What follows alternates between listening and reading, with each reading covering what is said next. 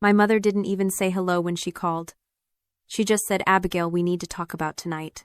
I was standing in front of a 400-degree oven, sweat dripping down my back, flour coating my eyelashes like snow. It was 4 p.m. on a Friday, the busiest hour at the Gilded Crumb, and my mother was calling to tell me I wasn't welcome at my own sister's engagement dinner. She said, "Haley wants everything to be perfect tonight. Aesthetic, you know. And, well, you always have that smell on you. That yeast smell. And your hands are always stained. You look like a peasant, Abigail. It just doesn't fit the old Boston vibe she's curating." I stood there gripping a tray of blistering hot sourdough, and I felt my chest go cold. I didn't argue. I didn't beg. I just whispered okay. And I hung up. Before I tell you exactly how I made them regret that call, drop a comment and let me know, what time is it where you are right now? I always wonder who's awake with me. I stood there for a long time after the screen went dark, just listening to the hum of the convection ovens. People think baking is romantic. They see the slow-motion videos of dusting sugar and rising dough on social media and they think it's soft. It isn't soft. It's burns on your forearms that look like maps of countries that don't exist. It's waking up at 3 a.m. when the rest of the world is still dreaming just to make sure the croissants have enough layers. It's cracked skin and aching shoulders and a level of physical exhaustion that settles into your bones and never really leaves. My sister Haley didn't know about that kind of tired. Haley was 26, a lifestyle influencer who made a living unboxing luxury handbags and filming her skincare routine in perfect natural light. My parents called her the golden child. They beamed when she showed them her engagement ring, a 3-carat oval diamond that cost more than my entire culinary school education. They bragged about her to their friends at the country club. But what they didn't mention, what they never talked about, was who actually paid for that lifestyle. For 5 years, I had been the invisible wallet of the family. When my father Brian made bad investments and lost a chunk of his portfolio, I was the one who transferred $5,000 a month to keep the brownstone heated. When Haley needed a new camera for her vlog because the old one wasn't crisp enough, I wrote the check. I told myself I was supporting her dreams.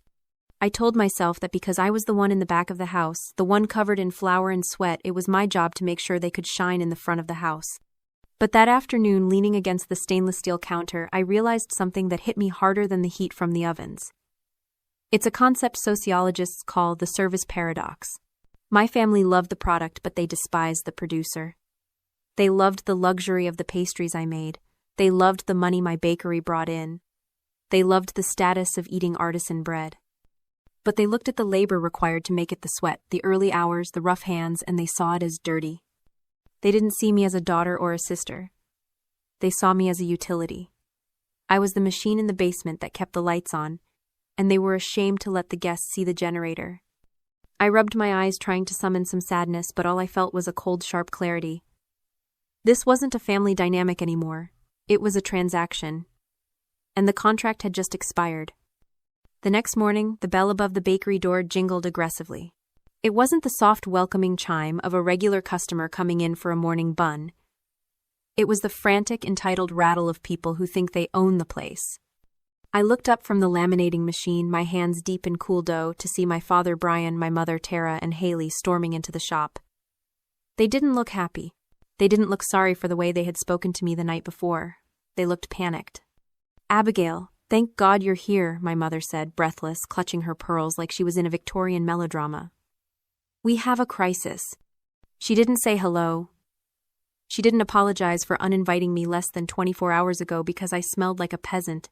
She just bypassed the counter and walked right into the kitchen, her heels clicking loudly on the sanitary tile. Haley was right behind her, looking immaculate in a cream-colored cashmere set. She walked straight to the large glass pastry case, but she didn't look at the tarts. She looked at herself. She adjusted her hair, checking her reflection in the glass. "The caterer canceled," Haley said to her reflection, her voice tight. "Can you believe it? He said he had a family emergency." Unprofessional. Totally unprofessional. "Anyway, we need you to fix it." I wiped my hands on a towel, staring at them. "Fix what?" I asked, my voice flat. "The desserts, obviously," Haley snapped, finally tearing her eyes away from her own face to look at me with disdain. "We need 5 dozen of your midnight cronuts, the ones with the gold leaf, and a 3-tier vanilla bean cake with the raspberry filling. We need it delivered to the venue by 4. I looked at the clock on the wall. It was 10 in the morning. They wanted a 3-day process completed in 6 hours. And judging by the way my father was avoiding eye contact while inspecting my mixer, they wanted it for free. I could see it in their posture. They weren't asking a professional, they were commanding a servant. My father stepped forward, trying to look authoritative in his weekend blazer. "Look, Abby, we know it's short notice, but this is for your sister. We need to make a good impression. Jonathan's business partners are going to be there. We need the best." I looked at Haley again. She was back to looking at herself in the glass, smoothing her cashmere. And that's when I saw it. It's a psychological distinction called the mirror versus the window. When Haley looked at people, she used them as mirrors. She only cared about what they reflected back to her. Did they make her look rich? Did they make her look beautiful? Did they enhance her image? She didn't see me standing there. She just saw a way to fix a crack in her reflection. But me, I used my craft as a window.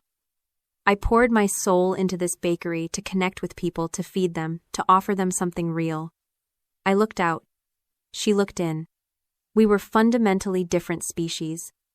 "I can't do it," I said. The silence in the kitchen was sudden and absolute. My mother's mouth dropped open. "What do you mean you can't? You have flour right there." "Just make them." "I can't make them," I repeated, my voice steady. "The dough for the cronuts takes 48 hours to rest. The cake layers need to cool. It's physically impossible." "You're just being selfish," Haley hissed, her face twisting into something ugly. "You're punishing me because Mom uninvited you. God, you're so petty. It's my engagement, Abigail. You're going to ruin everything just because your feelings are hurt." "I'm not being petty," I said. "I'm being a baker. Physics doesn't care about your engagement party." My father slammed his hand on the stainless steel prep table, making a bowl of setting ganache jump. "Enough. You will figure this out. I don't care if you have to buy them from somewhere else and repackage them. You are going to fix this. Or, so help me God, Abigail, I will." The bell above the door chimed again. But this time it wasn't frantic. It was confident, heavy. The kind of entrance that changes the air pressure in a room. My family froze. They turned toward the front of the shop, composing themselves, instantly putting their masks back on. Standing in the doorway was a man in a charcoal suit. That cost more than my delivery van. He was tall, with salt and pepper hair and eyes that scanned the room with the precision of a hawk. It was Jonathan, the billionaire hotel mogul, Haley's fiancé. Haley let out a high-pitched squeal and rushed toward him, her hands fluttering. "Jonathan, what are you doing here? You're not supposed to see me before the party." She went to throw her arms around his neck, aiming for a picture-perfect embrace for whoever might be watching. But Jonathan didn't stop. He didn't hug her back. He didn't even look at her. He sidestepped her outstretched arms with a smooth, fluid motion, walking right past my parents, right past the display case, and straight up to the counter where I stood. He looked at me. He didn't look at the flour on my apron. He didn't look at the sweat on my forehead. He looked me right in the eyes with a reverence I had never seen from my own father. "Are you Abigail?" he asked, his voice deep and serious. I nodded, too stunned to speak. He exhaled a long sound of genuine relief. "I have been trying to meet you for 6 months. I'm Jonathan. I own the Atlas Hotel Group. We exclusively contract with your bakery for our VIP suites. Your brioche is the only reason our Paris location has a 5-star breakfast rating." My mother made a choking sound. My father looked like he had been struck by lightning. Haley stood in the middle of the shop, her arms still half raised, staring at the back of her fiancé's head. You know her?" Haley asked, her voice trembling. Jonathan turned slowly, as if he had forgotten she was even in the room. "Know her, Haley. This woman is a genius. I told you I only agreed to meet your family because I saw the last name and hoped you were related to the owner of the Gilded Crumb." The air left the room. It was a vacuum of shock. Jonathan turned back to me, his expression shifting from professional admiration to confusion. "I sent you 5 emails, Abigail. My team sent contracts. We wanted to partner with you to open a flagship location in our new Tokyo hotel. Why did you never respond? We thought you weren't interested."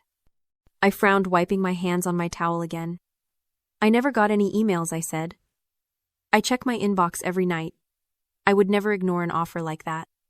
Jonathan pulled out his phone, tapping the screen a few times before turning it around to show me. The email chain was there. But the reply address wasn't mine. It was a forwarded address. One I recognized immediately. It was my father's personal email. I looked up at Brian. He was pale, a sheen of sweat breaking out on his upper lip. Jonathan followed my gaze, his eyes narrowing as he put the pieces together. He intercepted them, I said, my voice cold. Dad, you have access to the server from when you helped me set up the domain. My father stammered, backing up against the heavy industrial mixer. I was protecting you, Abby. You're not ready for that kind of pressure. Tokyo, it's too far. We need you here. Who would run errands for your mother? Who would help Haley? I was just trying to keep the family together. Jonathan let out a short, humorless laugh. You blocked a multi-million-dollar partnership because you wanted her available to run errands. Haley stepped forward, trying to salvage the situation, grabbing Jonathan's arm with a desperate grip. Babe, it doesn't matter. It was a misunderstanding. Look, we're here now. Abigail can just bake the pastries for tonight, and we can talk business later, okay? Family first. Jonathan looked at her hand on his arm like it was a foreign object. He looked at my parents shrinking in the corner like scolded children. Then he looked at me. I don't think there are going to be any pastries, he said. Actually, I said, cutting in. There is something you should know about the pastries. My mother looked hopeful for a second, clutching her designer bag. You have some in the back, she asked, desperate. You saved some. No, I said. I don't. See, the midnight cronuts sell out 3 months in advance. There is a waiting list. And the batch I made this morning, the ones you wanted? Where are they? Haley demanded. I already donated them. Donated them? Haley shrieked. To who? To the women's shelter on 4th Street, I said. I drop them off every Friday at 9 a.m. The cupboard is bare, Haley. There is nothing here for you. Not a crumb. Haley's face crumpled. The mask of the polished, perfect influencer finally slipped, revealing the spoiled, terrified child underneath. She screamed. It wasn't a word. It was a raw sound of frustration, like a toddler denied a toy, but sharper. You are jealous, she yelled, her face turning an ugly mottled red. You have always been jealous of me. You're just a baker, Abigail. You play with flour while I actually build a brand. You are sabotaging my happiness because you can't stand that I'm the one winning. You're ugly and you're bitter. And you're ruining my life. She was panting, her chest heaving. My parents rushed to comfort her, cooing and patting her back, shooting me looks of pure hatred. My mother whispered something about me being cruel, and my father stepped forward, looking like he was ready to physically force me to start baking. I looked at Jonathan. He was standing very still, watching Haley. His face was unreadable, like a statue carved from granite. He looked at the woman he was supposed to marry, seeing the ugliness spilling out of her, the entitlement, the cruelty, the absolute lack of grace. Then he looked at me, standing calmly in my flour-dusted apron. I didn't say anything. This is a technique called the power of the non-reaction. When someone is self-destructing, you don't interrupt them. You don't fight back. You don't defend yourself.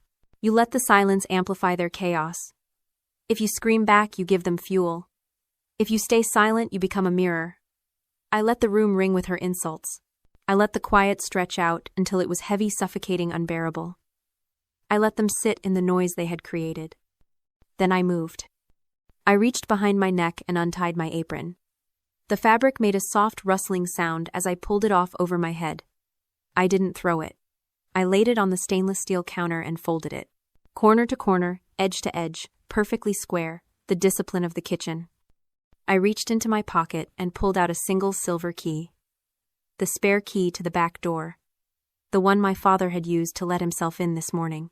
The one he used to invade my sanctuary whenever he needed something. I placed the key on top of the folded apron. Click. Then I took out my phone. I opened my contacts. I found Mom. I hit block. I found Dad. Block. I found Haley. Block. I did it slowly, deliberately, holding the screen at an angle so they could see exactly what I was doing. Abigail, what are you doing? My mother whispered, the color finally draining from her face as the reality of the moment hit her. You can't just... I'm clocking out, I said. My voice was quiet, but it cut through the room like a serrated knife. I turned to my sous chef Marcus, who had been watching wide-eyed from the prep station, a tray of cooling scones in his hands. Marcus, you're in charge, I said. Close up early today. Lock everything. Everyone gets paid for the full shift. Yes, Chef Marcus said, straightening up. I walked around the counter. I walked past my father who wouldn't meet my eyes, his bluster completely gone now that his leverage had evaporated. I walked past my mother who was trembling, realizing she had just lost her ATM and her punching bag in the span of 5 minutes. I walked past Haley, who was sobbing into her hands, her engagement party ruined not by me but by the truth. I stopped in front of Jonathan. "I'm going to get a coffee," I said. "You're welcome to join me." Jonathan didn't hesitate. He didn't look at Haley. He didn't say goodbye to the parents he had been trying to impress. He turned his back on them, on the fiancé, on the aesthetic, on the entire toxic circus. "After you," he said. We walked out the front door into the snowy Boston street. The bells chimed above us one last time. Behind us, the bakery smelled like burnt sugar and regret. But out here, the air was cold and clean. I took a deep breath, the icy air filling my lungs, and for the first time in 5 years, I didn't feel the weight of them on my shoulders. I felt light. The fallout was spectacular, but quiet. There were no police, no screaming matches in the street. Just the devastating weight of consequences finally arriving. Jonathan broke off the engagement that night via text message. He didn't do it cruelly. He did it decisively. He cited a fundamental incompatibility of values, which is corporate speak for, "I realized you and your family are monsters." Haley tried to spin the story on social media. She posted a tearful video about how she was blindsided and how her jealous sister ruined her big day. But without Jonathan's money and connections, her content dried up. The engagement party venue sued her for the cancellation fees. The aesthetic she had cultivated crumbled because it was built on a foundation I had been paying for. Her followers realized her lifestyle was a facade, and they moved on to the next shiny thing. My parents were left with a leased brownstone they couldn't afford and a pile of debts they couldn't pay. Without my monthly transfers, my invisible wallet, the heat was turned off in February. They had to downsize to a condo in the suburbs, miles away from the old Boston image they coveted. They tried to reach out to me through cousins and aunts, sending messages about family unity and forgiveness.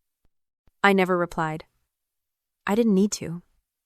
I had already said everything I needed to say when I put that key on the counter. 1 year later, I stood in front of a massive glass storefront in Tokyo.